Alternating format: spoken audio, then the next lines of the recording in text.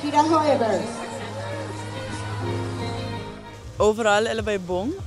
Normalmente minat echt bij competentie na equipe sobre en nata kai sempre een World Cup na schedule.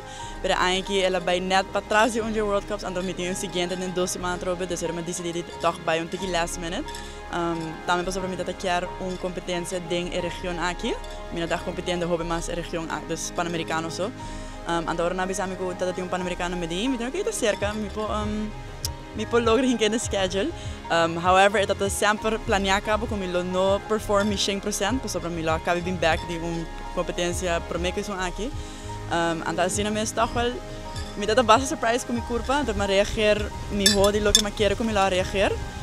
Anto malanda mi hodi lo que me quero com milo landa, anto toch wel is scores en dat basta solid, basta bom. Dus overall dat een boa competência, dat boa experiência, experiência dat hopi diferente de lo que acostumamos na World Cup, tu costa planear perfecto, tu costa bij sempre perfectly scheduled, tu costa ante na medin en not dat assim at all, dus dat is een experiência full diferente, pero também gewoon een learning experience.